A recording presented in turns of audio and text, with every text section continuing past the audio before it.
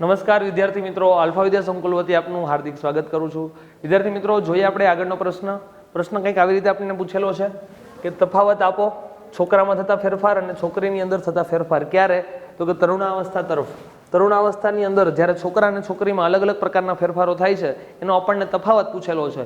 તફાવત ક્યારેય પણ આપણે પૂછાણો હોય તો આપણે આ રીતે બોક્સ કરીને લખવાનો થશે, કારણ કે તફાવત તો જ કહેવાશે કે જો તમે આમ બોક્સ કરી બેને ભાગ પાડેલા હશે તો તમે સળંગ પેરેગ્રાફ લખી નાખશો તો એના માર્ક નહીં મળે, કારણ કે તફાવત પૂછેલો છે। તમને નોર્મલ પ્રશ્ન પૂછેલો હોય તો એની અંદર તમે એમ લખો તો ચાલે મુદ્દા પાડીને, પરંતુ આની અંદર ફરજિયાતપણે તમારે બોક્સ કરીને લખવાનું એટલા માટે થશે કે તફાવત સ્વરૂપે પૂછેલું છે, જેમાં આપણે એક બાજુ શીખવાનું થશે છોકરામાં થતા ફેરફારો, એક બાજુ શીખવાનું થશે છોકરીમાં થતા ફેરફારો।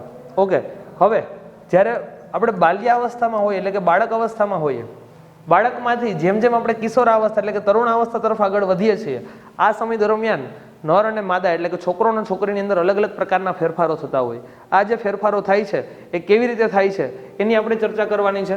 તો એમાં પહેલા વાત કરવાની આવશે ઉંમરની।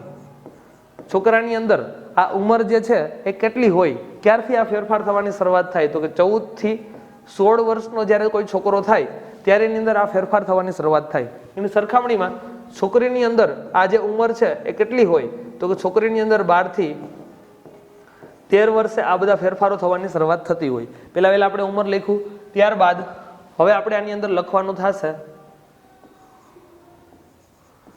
શરીરમાં થતા ફેરફારો। શરીરમાં શું ફેર પડશે, તો કે છોકરાનું જે શરીર છે એ મજબૂત બનશે, બાંધો કડક બનશે, અને છોકરીનું જે શરીર છે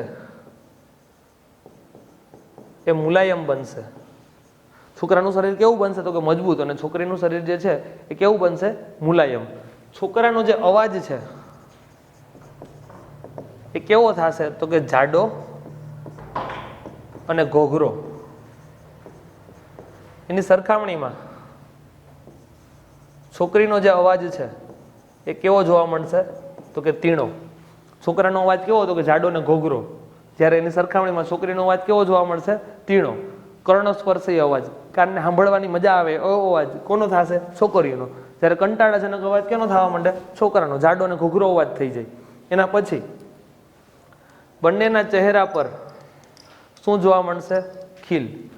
ચહેરા પર શું જોવા મળશે, ખીલ। આમાં તફાવત સ્વરૂપે એટલા માટે અલગ પેનથી લખેલો છે, કારણ કે બંનેની અંદર થતો કોમન ફેરફાર છે કે જે નરમાં પણ થશે અને માદામાં પણ થશે। હવે આ જે અવાજ જે તીણો થવાનું કારણ શું છે, તો કે એની સ્વર પેટી જે છે એ પાતળી બનશે, જ્યારે નરની અંદર જે સ્વર પેટી છે એ કેવી બનશે, તો કે જાડી। હવે નરની અંદર શું થશે, તો કે સમય સંજોગો અનુસાર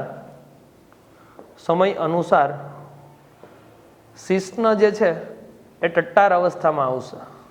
સમય અનુસાર શું થશે, તો કે શિશ્ન જે છે એ ટટ્ટાર થશે। એની સરખામણીમાં છોકરીની અંદર શું ફેર પડશે, તો કે સમય અનુસાર એની જે સ્તન ગ્રંથિ છે,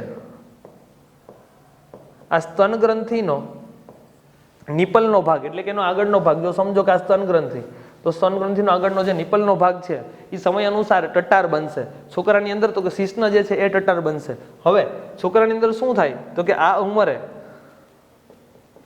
શિશ્નની સાઈઝ વધે, શિશ્ન મોટું થાય, અને છોકરીની અંદર તો કે તેની સ્તન ગ્રંથિની સાઈઝ વધે, સ્તન ગ્રંથિ જે છે આ મોટી થાય। હવે છોકરાની અંદર શું થાય, તો કે શુક્રકોષોનો સ્ત્રાવ થાય શુક્રપિંડમાંથી।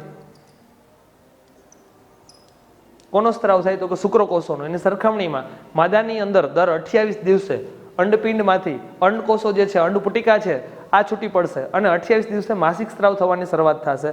નરની અંદર વીર્યનો સ્ત્રાવ થવાની શરૂઆત થશે। આ ફેરફારો ક્યારે થાય, તો કે તરુણાવસ્થાની અંદર થાય, કિશોરાવસ્થામાં થાય। જોઈએ ફરીવાર આખો તફાવત। પહેલા આપણે વાત કરવાની છે એની ઉંમરની, ક્યારે, તો કે છોકરાની અંદર 14 થી 16, છોકરીની અંદર 12 થી 13।